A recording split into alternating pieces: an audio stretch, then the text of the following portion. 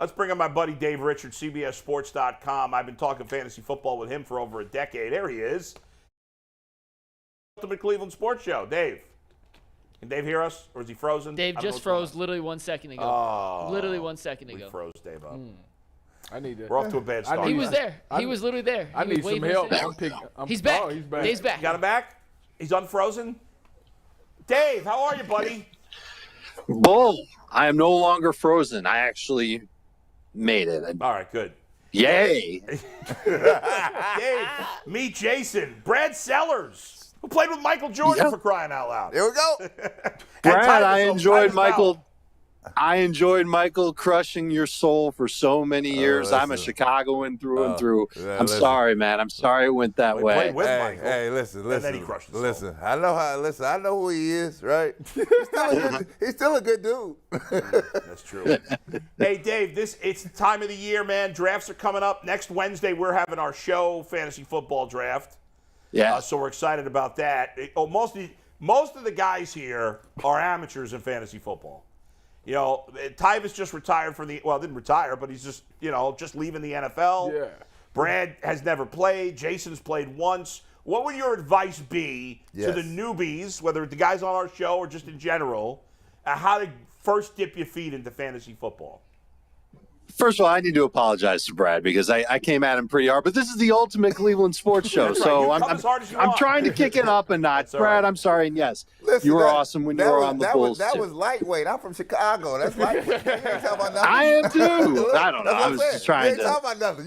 You gotta give me Tribune heat. Sun-Times heat. That's kind of heat I gotta get. You ain't even. I don't know if there's much Tribune heat anymore. Yeah. All right, Bull. So here are the first pieces of advice. First and foremost, know what the rules are of your league. You know, you don't drive a car without knowing the rules. You shouldn't play fantasy football without knowing the rules. So how many quarterbacks do you start? How many running backs, receivers, tight ends? How many points is a catch worth? How many points is a touchdown worth? I know that sounds kind of silly because in the NFL it's 6 points, but in fantasy leagues it varies. It also depends on exactly what type of touchdown you get. Are there bonuses involved? Do catches count for anything? These are all things that you need to think about. On top of, are there flex spots? Who can start in the flex spots? These are all things that just kind of fall into place. So know your league rules and then figure out whether or not you need to prepare for a draft or maybe a salary cap. That's an auction for people who are uninitiated. How are you going to put this team together? And once you know all that, you can start to kind of finalize that skeleton of what you think you'll need. Running backs typically go fast in fantasy drafts. The position is typically thin, although this year there are some really good talents at running back that you could get into once you get to the middle rounds. That's different from years past. Receivers, very deep. Quarterbacks, very deep. You can kind of wait a little bit on quarterbacks. Tight end is the other position. If your league starts at tight end, you need to decide before your draft whether you want to have a difference maker at tight end, or maybe you want to wait a little bit and find a sleeper at tight end, somebody that you can find in the double-digit rounds, somebody maybe like David Njoku. Well, we'll get to that, but that'd be interesting. But let's go to the top of the draft. Is there any argument against taking, can you make an argument for anybody but Jonathan Taylor as the first pick in the draft? Yes, you can absolutely make the argument for Christian McCaffery as the top pick in the draft because in 2018 and 2019, he was unstoppable. He was averaging north of 25 PPR, fantasy points per week, PPR, points per reception. That means every time he caught the football, that's a point. Every time he scored a touchdown, that was 6 points. He caught a lot of touchdowns, and he caught a lot of passes, and he picked up a ton of yardage along the way. But the worries that people have about Christian McCaffrey, what he did in 2020 and 2021, he got hurt a lot. So there's a lot of upside with him, but if he gets hurt again in 2022, there's downside. I mean, to me, this is a question for Powell because he played in the league. He knows what it's like to play through injuries, and sometimes those injuries are really significant. If you take on too many issues, specifically soft tissue injuries and ankle injuries when you're a running back, I don't know how easy it is to recover from that and then go out and play a full 16 games. But people love the upside of Christian McCaffery. These are people who don't care about the risk. They're in it for fun in fantasy football. They're not trying to lose their league in week one. They want to play. They want to use that top pick to try and dominate their league. but there is some serious risk involved with Christian McCaffery. I'm a little risk adverse. And with the first pick, second pick, third pick, and even the fourth pick, I'm not taking McCaffery until I get to 5th overall. No kidding. Wow. Okay, well, I'm glad you mentioned 4th because purely selfish, I'm drafting 4th. I haven't played in probably 10 years. Last year was the first time, and I finished dead last. So tell me who to pick at 4 and 16. Do the job for me, please, so I at least get 2 picks right. I need first and foremost, and again, going back to the first question Bull asked me, what's the league scoring? So, Are we I talking don't know. about That's catches? I'll tell you. I don't know. We play it's a super flex league, so I think of it as 2 quarterbacks, right? But it's it's 1 quarterback, 2 running backs, 3 receivers, a super flex, and a flex. Did we lose you? He can't hear us.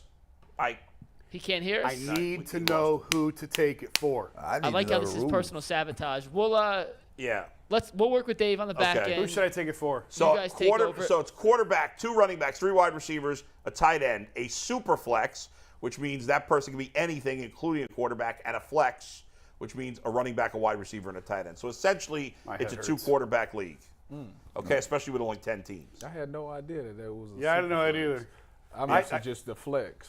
I haven't We even have a super signed flex up yet. and a flex. I haven't even and then I'm glad you're enlightened us. There you go. Well, it's all in the rules. You go look at it. That changes a lot. It actually changes a lot. It does change a lot. In a league where you're starting 2 quarterbacks, the quarterbacks kind of move up. Dave was talking about waiting on a quarterback because in a league where you only use 10, you're going to wait as opposed to where you're using 20. I know who I'm getting Dave's going to restart his computer and log in, but I just want to say before you guys continue this conversation, Bull picked this format of the league without consulting anyone. He picked the most random, ridiculous league. We should have just done normal. I'm going to stand by the fact we should have gone with a normal league that everyone understands. I am the only one. I set up the bar.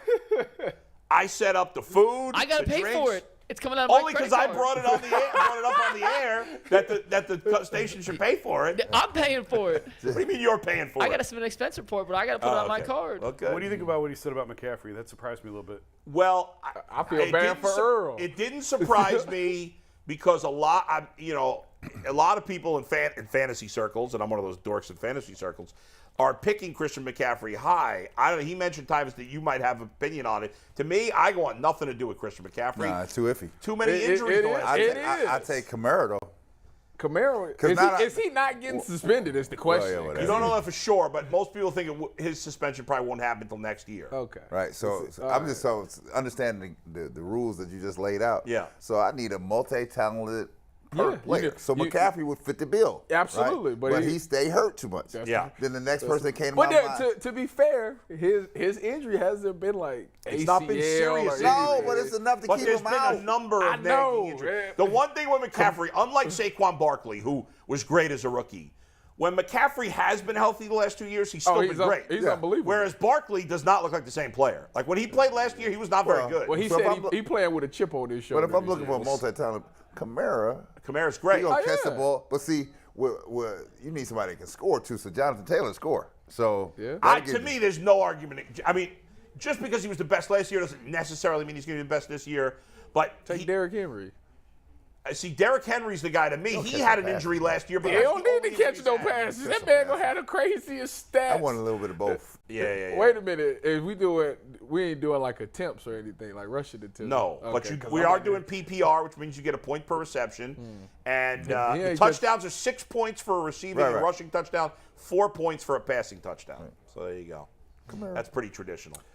The only thing we're doing that's not traditional, Mike, is having the second quarterback. Everything else is pretty traditional. Hold on, I'm working on Dave, but I can't. All right, I hear whining about all this stuff. Zeke used to be at the top of the ticket, but no longer. Zeke is no longer a first-round pick. He might not even be a second-round pick. And by the way, I'll give you the Cowboys just lost their left tackle for the season. I saw that.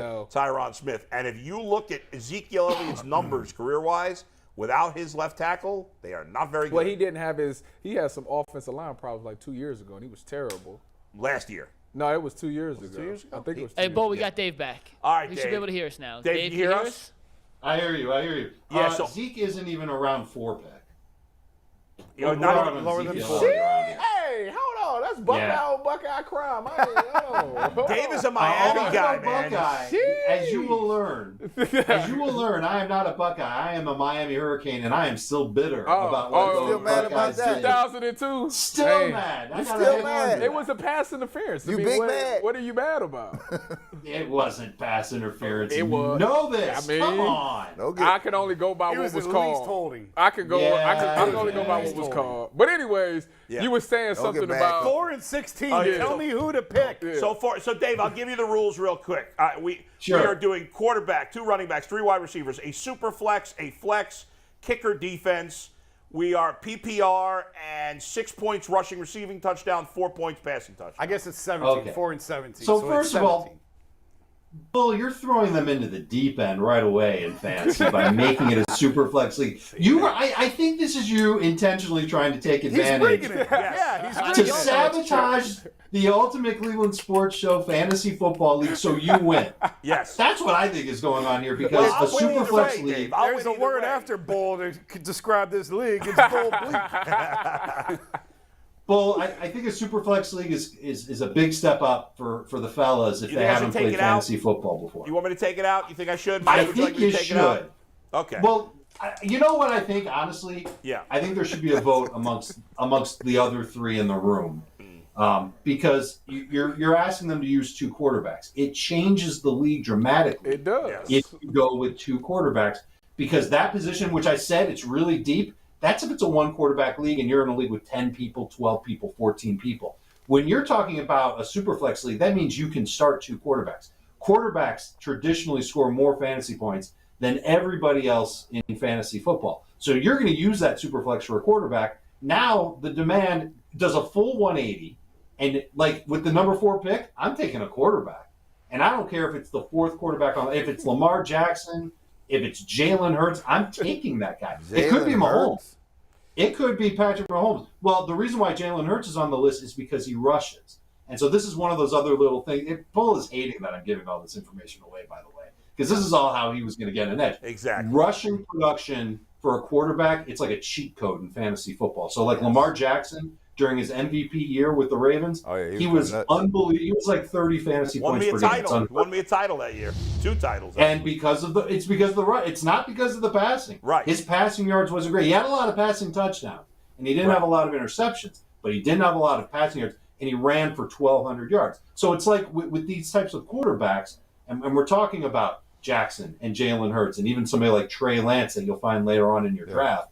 You're not only getting a quarterback, you're getting like half of a running back on top of the quarterback.